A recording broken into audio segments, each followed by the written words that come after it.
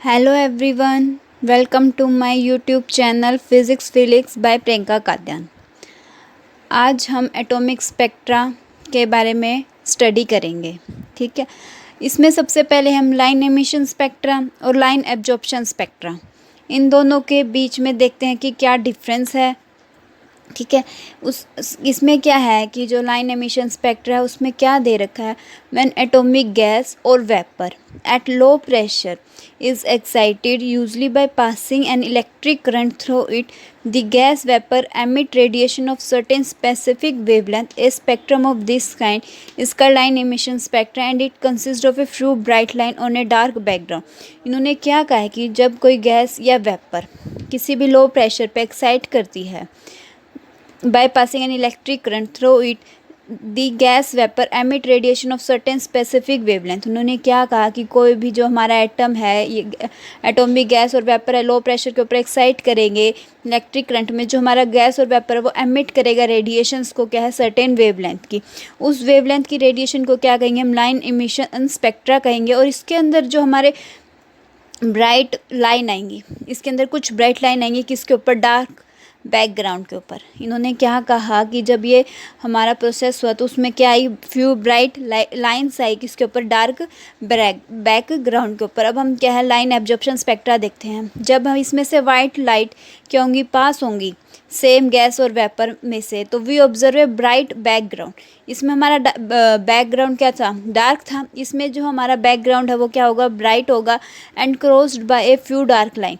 और कैसी लाइन्स आएंगी, डार्क आएंगी। अगर ब्राइट लाइन आए और डार्क बैकग्राउंड हो तो लाइन इमिशन स्पेक्ट्रा होंगी। अगर हमारा बैकग्राउंड क्या है, ब्राइट हो और जो हमारी लाइन्स है वो डार्क हो तो उसे हम क्या कहेंगे, लाइन एब्जॉर्प्शन स्पेक्ट्रा कहेंगे।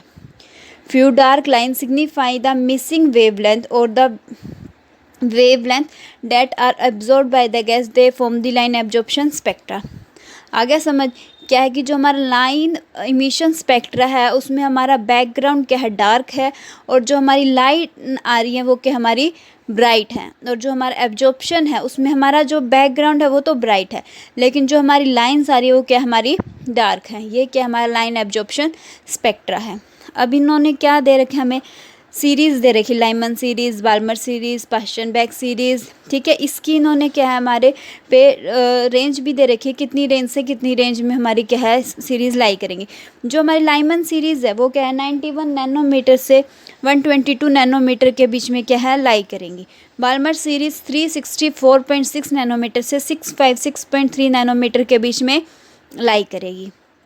और जो पास्टनबैक सीरीज़ है वो हमारे 820 नैनोमीटर से 1875 नैनोमीटर के बीच में लाई करेगी। ठीक है, अब क्या हम स्पेक्ट्रा देख रहे हैं, spectral lines. This spectral line are in group, further the spacing between line within certain set of the hydrogen spectra decrease in a regular way. Each of these set is called spectral series. ये जो lines है इसको हम क्या कह रहे हैं, spectral lines कह रहे हैं। ठीक है, अब हम अपना क्या है स्पेक्ट्रल सीरीज़ के बारे में भी पढ़ते हैं। Balmer was the first to observe one such spectral series. जो हमारा बाल्मर था उसने सबसे पहले क्या किया, हमारी सीरीज़ के बारे में बताया।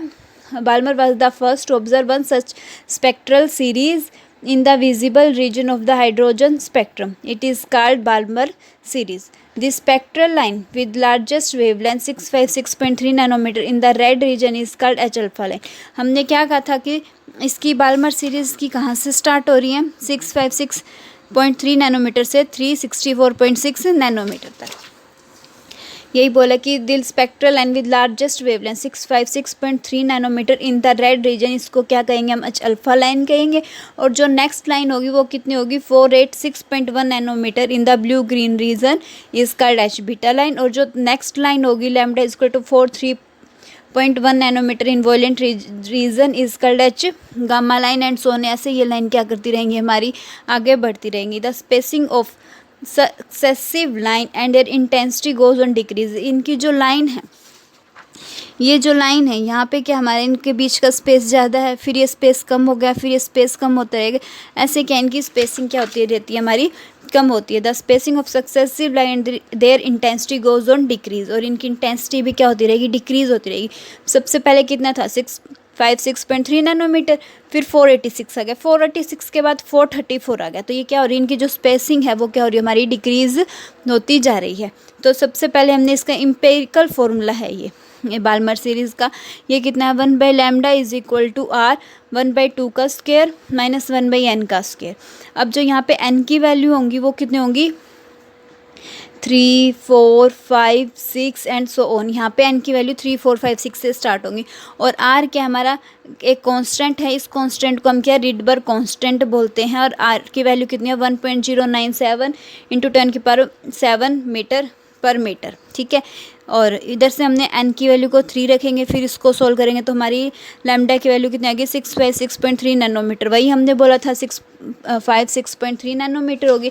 वैसे ही हम इसमें n की वैल्यू को 4 पुट करेंगे, n की वैल्यू को 4 पुट करेंगे, फिर हम इसको सोल्व करेंगे तभी जाके हमारी वैल्यू ये आ जाएगी। फिर n को इन्फिनिटी पुट करेंगे तो ये वैल्यू आ जाएंगी, ठीक है। Beyond this limit there are no further distinct line, instead the spectrum become continuous through faint, ठीक है। इसके n इक्वल टू इन्फिनिटी के बाद कोई भी लाइन हमारी नहीं होगी। उसके बाद हम क्या है, लाइमन सीरीज़ देखेंगे। लाइमन सीरीज़ क्या हमारी अल्ट्रा वायलेट रीजन है, उसमें क्या होती है, जनरेट होती हैं, ठीक है, ऑफ द हाइड्रोजन स्पेक्ट्रा। इसका फॉर्मूला क्या है, 1/λ इज इक्वल टू आर 1/1 का स्क्वायर माइनस n का स्क्वायर। इसमें n की वैल्यू 2, 3, 4, 5 होगी। ऐसे हम पाश्चन बैक सीरीज़ देखेंगे, इसमें हमारी क्या है, इंफ्रारेड रीजन है। लाइमन सीरीज़ में अल्ट्रा वायलेट रीजन, पाश्चन बैक में इंफ्रारेड। और यहाँ पे हमारी लैम्डा की 1/λ कितना है, 1/λ इज इक्वल टू आर 1/3 का स्क्वायर माइनस 1/n का स्क्वायर। n की वैल्यू 4, 5, 6 होंगी। फिर हमारी ब्रैकेट सीरीज़ आती है। ब्रैकेट सीरीज़ में हम इंफ्रारेड रीजन देखेंगे। इसमें हमारा इंफ्रारेड रीजन होता है, इसमें लैम्डा की वैल्यू कितनी होगी, 1/λ इज इक्वल टू आर 1/4 का स्क्वायर माइनस 1/n का स्क्वायर। और n की वैल्यू कहाँ से स्टार्ट होंगे, 5, 6, 7 से। ऐसे ही पी फंड होती है, पी फंड में भी इंफ्रारेड रीजन होता है। पी फंड की सीरीज़ क्या, 1/λ इज इक्वल टू आर 1/5 का स्क्वायर माइनस 1/n का square where n is equal to 6, 7। This formula is useful as they give the wavelength and frequency. ये तो हमारी वेवलेंथ निकल गई, हमें फ्रीक्वेंसी निकालनी है। हमें फ्रीक्वेंसी का फॉर्मूला पता है, v is equal to c/λ। That hydrogen atom radiate और एब्जॉर्ब, यहाँ पे क्या होंगे, हमारी हाइड्रोजन एटम रेडिएट और एब्जॉर्ब हो जाएंगे। ये हमारी सीरीज़ थी, ये हमारी 5 सीरीज़ है। आई होप आपको सबको समझ में आ गई होंगी अच्छे से। ये हमें जो हमारी लैम्डा की वैल्यू है ये सबकी अलग अलग है, सिर्फ हमें यही याद करनी है, ठीक है। अगर आपको आज का मेरा लेक्चर पसंद आए तो please like, share and subscribe my channel and thank you.